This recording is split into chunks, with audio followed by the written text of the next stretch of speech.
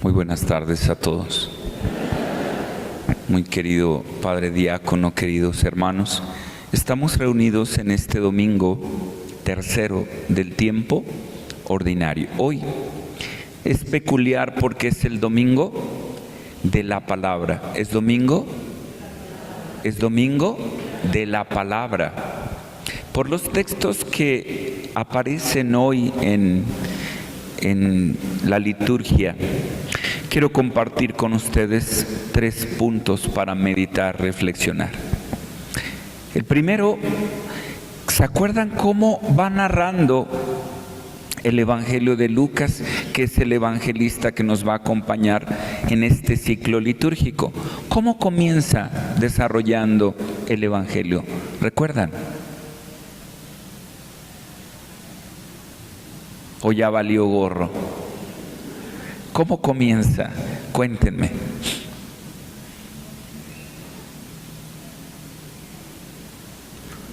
Muchos han querido, así comienza. Fíjense, y es interesante porque comienza desarrollando, porque es el domingo de la palabra. Quisimos, el Padre Diácono, por su iniciativa, colocó este pequeño altar. Sí, bueno, va a decir, ha de estar pensando, quisimos. No, gracias al Padre Diácono que colocó este altar para darle realce hoy a la palabra.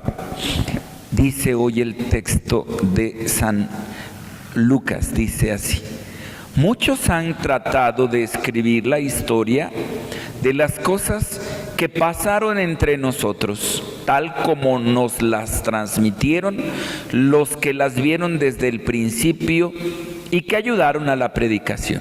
Quiere decir que Lucas es muy probable que no haya conocido a Jesús.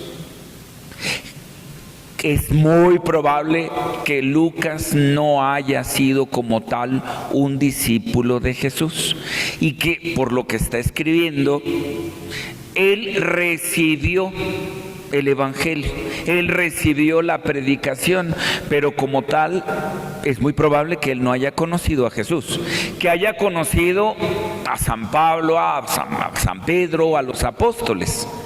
Pero para su tiempo es muy probable que él no haya conocido a Jesucristo. Él recibió el Evangelio. Y continúa diciendo el texto: yo también, ilustre Teófilo, después de haberme informado minuciosamente de todo, desde sus principios, pensé escribírtelo por orden, para que veas la verdad de lo que se te ha enseñado. ¿Qué decidió Lucas antes de escribirlo? Informarse que ¿cómo?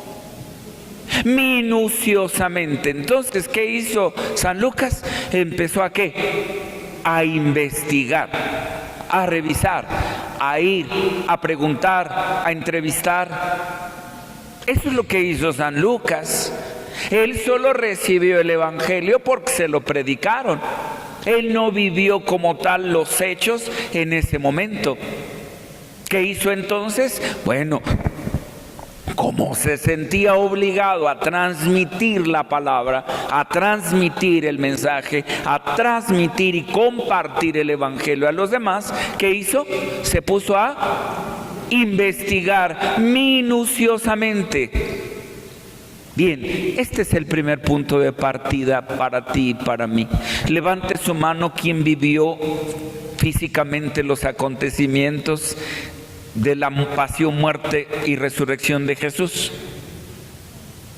Pues es ilógico, han pasado 2000 años. Nadie. Tú y yo recibimos el Evangelio porque otros nos la transmitieron, específicamente los Evangelios. ¿Qué nos tocaría hacer a ti y a mí? Sí, además de transmitir, yo tendría que investigar minuciosamente. Y es ahí yo te pregunto, ¿por qué te quedas solo con lo que el cura de tu parroquia, de tu pueblo te transmite? ¿Y qué tal si el padre diácono, su servidor, pues él no preparamos nada?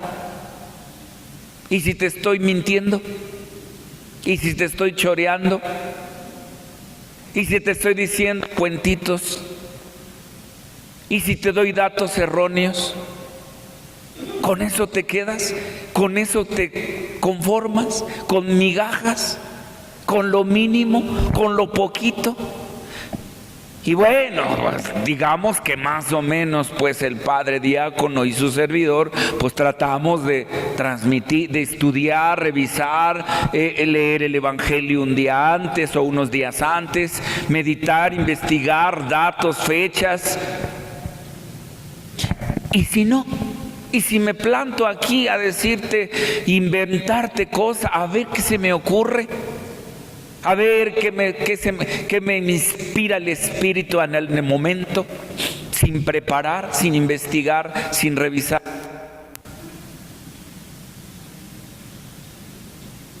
Y si te empiezo a hablar pues, de fútbol y de política, y fíjate que mi homilía se transforma en una homilía barroca, es decir, que tiene todo y no tiene nada. De la nube salió una lluvia y de la lluvia cayó a la flor, de la flor salió una abeja, de la abeja vino la miel y todo y nada. Imagínate, te irías como llegaste. Hoy el primer punto es, tú y yo necesitamos investigar, revisar. De entrada, yo te pregunto, ¿lees la palabra de Dios en tu casa, en tus ratos libres? ¿Sabes qué evangelio leímos el día de hoy? ¿Cuál fue la primera lectura? Eso te tocaría a ti a lo largo de la semana. Revisar, investigar. ¿Es cierto lo que dijo el padre el domingo?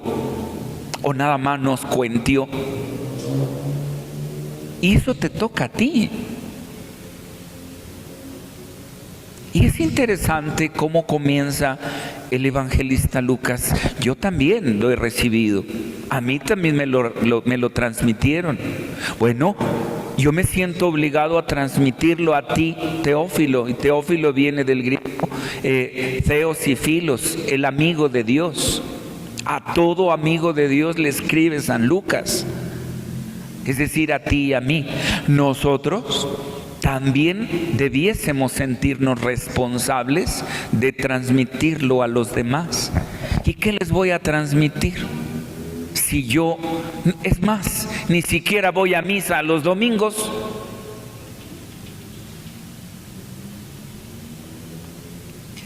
¿Y qué tal si alguien se está queriendo quitar la vida?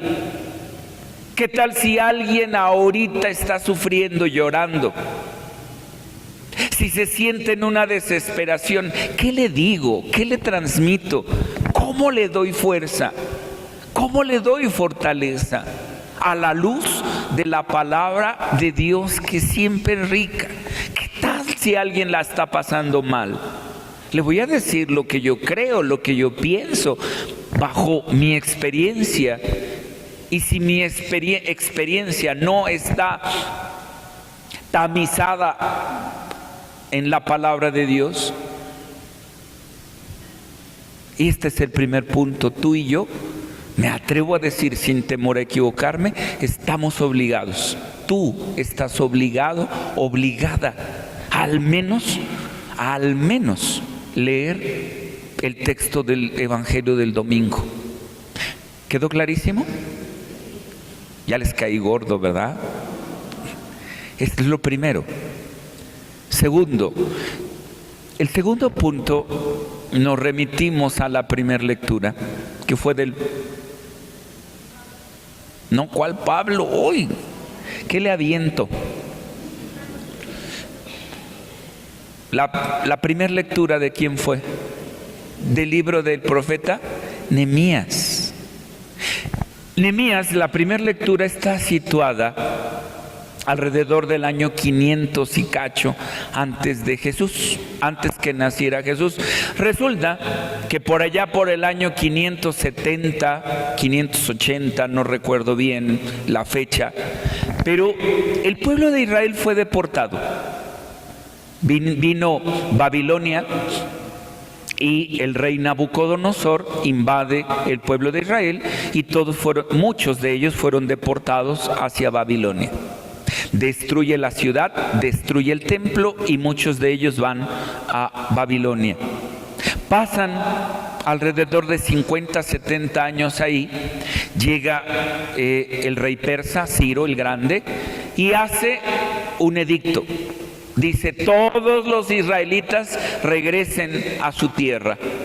Muchos de ellos, de los que fueron deportados, ya se habían muerto. Imagínense, pasaron 50 años. Muchos de ellos ya no pudieron regresar, estaban muertos. ¿Quiénes estaban? Pues sus hijos. No eran como tal esclavos, vivían en Babilonia, pagaban impuestos. El edicto de Ciro el Grande los hace regresar y ellos, muchos de ellos que ya no conocieron Jerusalén, no conocieron como tal su tierra, regresan a Jerusalén. ¿Qué se encuentran cuando llegan a Jerusalén? Con una terrible decepción. Su tierra devastada, sin templo. Y ahí empezaron a vivir muchas comunidades extranjeras. Como los habían deportado, pues los llamados invasores, órale, de aquí soy. Que se encontraron con una terrible decepción.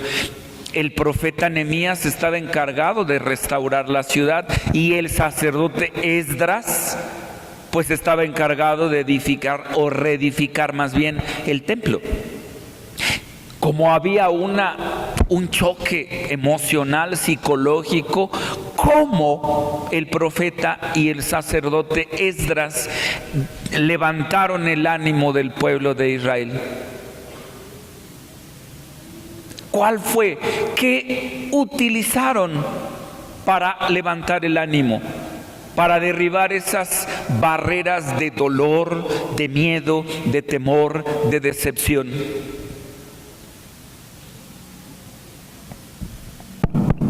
Ahí están.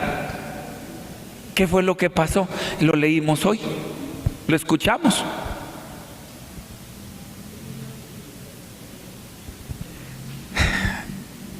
No, ya valió gorro. El sacerdote Esdras convocó a todo el pueblo en la plaza, tomó el libro de la ley, es decir, la Torá. Estamos hablando del Pentateuco, es la Torá, los 5 primeros libros de la Biblia, y comenzó a leer desde la mañana hasta al mediodía, dice el texto. Y ya nosotros que ya no aguantamos una homilía de 15 minutos, el pueblo de Israel desde el amanecer hasta el mediodía. Fíjense, escúchenme, el poder de la palabra de Dios. El poder que tiene la palabra de Dios ante el dolor, ante el miedo, ante la angustia, ante la decepción. Dice el texto que escuchamos hoy en la primera lectura, que la fuerza de la palabra, conforme iba leyendo Esdras la palabra de Dios, el pueblo se conmocionaba porque sabía, les estaba leyendo su identidad, quiénes eran, de dónde venían, quién los había creado, quién los sostenía. Y a veces a ti y a mí se nos olvida. Se te olvida quién eres, quién te ha creado, quién te sostiene, quién te libera, de quién te sostiene esa mano. ¿Me doy a entender? Es así que el poder y la fuerza de la palabra son fundamentales en nuestra vida. Cuando tú y yo nos sintamos tristes, decepcionados, mal, que yo no sé qué hacer, cómo resolver este problema que se me viene encima, cómo hacer para redirigir mi familia, mi matrimonio, a mis hijos, cómo hacer para salir de este fango, de este pecado, de esta miseria, cómo dar gracias al Creador por tanto amor que Él ha tenido conmigo. La palabra es fundamental. ¿Qué hizo Jesús en el Evangelio? Fue a Nazaret, entró a la sinagoga, tomó el rollo del profeta Isaías y leyó. ¿Se dan cuenta? Por eso este domingo se denomina el domingo de la palabra. La palabra de Dios tiene fuerza. No podemos dejarla de lado. ¿Tienes tu Biblia personal, tuya? ¿La lees? ¿La subrayas? ¿Tienes presente en tu mente algún texto de la Escritura? ¿Un salmo? ¿En el momento de la angustia, en el momento del dolor? ¿Tienes presente en tu mente la palabra? ¿La citas? ¿La recitas? ¿La meditas? ¿La rumeas? ¿Te conforta? ¿O te importa un comino? Ay, a veces voy, a veces no. A veces me aparezco, a veces no. Hoy, mis amados hermanos, necesitamos este segundo momento. Pensar que la palabra de Dios tiene ese poder y esa fuerza en sí misma. Y por último, tercero, el tercer punto, piense, dice el texto del Evangelio de Lucas, que Jesús fue a su ciudad, donde se había criado, Nazaret, fue a la sinagoga como era su costumbre ir, se paró para hacer la lectura, le dieron el rollo del profeta Isaías, leyó el pasaje que estaba escrito: el Espíritu del Señor está sobre mí porque me ha ungido, etcétera, etcétera. Y después, ¿qué hizo Jesús? Terminó de leer el pasaje, entregó el rollo al encargado, se sentó. Todos los ojos estaban puestos en él. ¿Qué fue? Digámoslo así, ¿cuál fue la homilía de Jesús?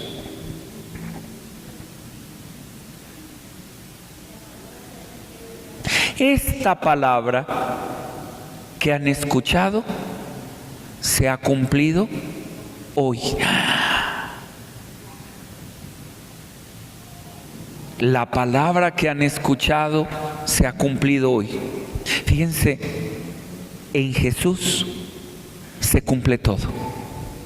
Les decía hace un rato que todo tiene que pasar por el tamiz de la palabra. ¿Saben qué es un tamiz? Las señoras, cuando van a hacer pan o van a hacer algo, agarran una coladera y la harina la echan en la coladera y la tamizan. Ese es un tamiz. Están tamizando la harina para quitarle los grumos, las piedras, lo que no sirve. Jesús es el tamiz. Todo pasa por Él. En Él está la plenitud. En Él se cumple todo. Él es la fuerza. Él es el tamiz. Se cumple toda la palabra en Él. Y si yo no lo sé, todo desde el Génesis hasta el Apocalipsis, todo se centra en Jesús. Absolutamente todo. Si yo no lo descubro y no sé que Jesús es mi fuerza, mi baluarte, mi Señor, mi Dios y mi todo, pobre vida la que estoy viviendo. Amados hermanos, que la palabra de Dios con toda su riqueza y fuerza nos ayude a fortalecer nuestra vida cristiana. Y ojalá que estos 3 puntos los podamos revisar, meditar y profundizar. Que el Espíritu Santo nos ayude y que la intercesión de María siempre, siempre nos acompañe. Que así sea. Nos ponemos de pie.